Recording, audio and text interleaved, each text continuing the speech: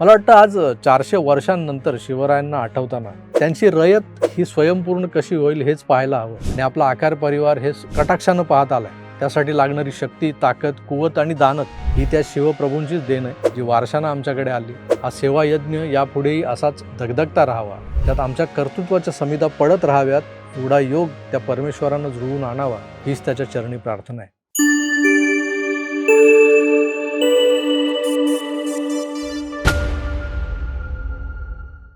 मित्रांनो नमस्कार. 19 फेब्रुवारी या दिवशी सालावादप्रमाणे यंदाही असं म्हणत महाराष्ट्रात, देशात आणि जगभरात माझ्या छत्रपती शिवरायांची जयंती मोठ्या उत्साहात साजरी झाली.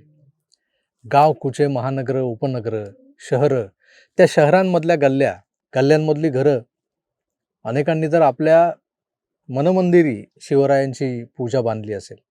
निमित्त होतं हिंदवी स्वराज्य संस्थापक छत्रपती शिवाजीराजे भोसले यांची 396वी जयंती. आपल्या आकार परिवारानं हा शिवजन्मोत्सव साजरा केला तो मागच्या रविवारी 22 फेब्रुवारीला, तोही नाशिकच्या आदिवासी पाड्यावर, म्हणजेच आपल्या देवळाच्या पाड्यावर. साधारणतः आदिवासी पाडे हे अशा सणासुदींपासून वंचित असल्यानं त्यांना या परंपराही नीटशा माहीत नाही आहेत. दिवाळा सण हा काय फक्त फराळ, फटाके आणि नव्या कपड्यांनी साजरा केला जातो का? फक्त यासाठी असते का दिवाळी? तर नाही मित्रांनो, दिवाळी साजरी करण्यामागे एक शास्त्र आहे, त्याला धर्माची जोड आहे. पण पाड्यावर जाऊन दिवाळी साजरी करताना दुःखी, कष्टी, गोरगरीब आणि त्यात भौतिक सुखसोयींपासून वंचित अशा आदिवासी बांधवांना धर्मशास्त्र कुठे समजावत बसायचं, कुठे सांगत बसायचं? पण आनंदोत्सव साजरा करताना त्यातून माझा धर्म त्या मातीत रुजला पाहिजे. माझा सनातन हिंदू धर्म जो या दारिद्र्य आणि विवंचनेनं विस्मरणात चालला होता, त्या धर्म परंपरेचं पुनरुज्जीवन व्हायला हवं. याच उद्देशानं आपण मागच्या 2 वर्षांपासून या पाड्यावर दीपोत्सव साजरा करत आलो. 2025 साली हनुमान जन्मोत्सवातून बलोपासनेची ओळख या पाड्यावर आपण करून दिली. 2026 हे वर्ष सुरू होत असताना शिवजन्मोत्सवानं त्यावर 4 चांद लावले.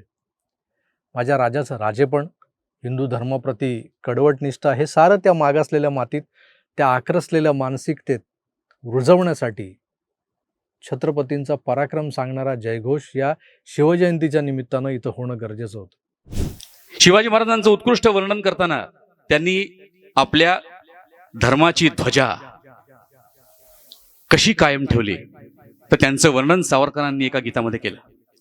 त्यांना त्यांनी हिंदू नृसिंह म्हटलं. हा शिवजन्मोत्सव इतर कार्यक्रमांपेक्षा आगळा वेगळा यासाठी होता की इथं अखंड शिवस्तुती होती, स्फूर्तिगान होतं. एका आगळ्या वेगळ्या परंतु आपल्या सगळ्यांना आवडणाऱ्या व्यक्तीशी साधर्म्य असणाऱ्या चेहऱ्याच्या खड्या आवाजातल्या शिवगाथा ऐकवल्या जात होत्या. यवनांच्या दावणीला आमच्या स्वाभिमानाची लक्तरे टांगलेली होती. दिवसा ढवळ्या आया बहिणींच्या इज्जती लुटल्या जात होत्या. महाराष्ट्राच्या लेकी परदेशात विकल्या जात होत्या. त्याच वेळेस या पाड्यावरच्या जिल्हा परिषद शाळेत शिकणाऱ्या चिमुकल्यांच्या इवल्याशा कंठांमधूनही शिवचरित्र ऐकवलं जात होतं. मराठी माणसाच्या जीवनात आनंद पेरणाऱ्या छत्रपती शिवरायांना जयंती निमित्त मानाचा मुजरा करून माझ्या भाषणाला सुरुवात करते. तुझी मुळे गडगडणाऱ्या नभा आसमानाच्या सुलतानीला जबाब देते जभा. 19 फेब्रुवारी आहे खूपच भारी, कारण याच दिवशी शिवाजी महाराजांचा जन्म झाला, म्हणून हा दिवस शिवजयंतीवर म्हणून आपण साजरा करतो. आपण आकार परिवार म्हणून मागच्या 4 वर्षांपासून जो ध्यास घेऊन इथं जे कार्य करत आलोय, त्या मशागतीला, त्या मेहनतीला आकार येतो हे पाहून भारावल्यागत झालं होतं. मला आठवतं एक काळ असाही होता. तुम्ही आता जेव्हा ही शाळा सुरू होईल तेव्हा त्या शाळेतल्या शिक्षकांना जाऊन तुम्ही जाब विचारा की आमच्या मुलांची ही प्रगती अशी अधोगतीमध्ये का परावर्तित झाली. यांना 3च्या पुढे पाडे येत नाहीत, ही खरं तर नामुष्की आहे आपल्यावरती.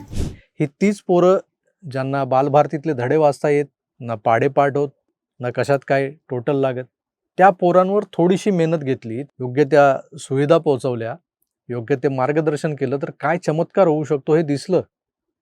बाकी आपण सेवा म्हणून या पाड्यावर नेहमीच तिथल्या आदिवासी बांधवांसाठी त्यांच्या गरजेच्या वस्तू पुरवत आलो आहोतच. यंदाही त्या वस्तूंचं वाटप झालं.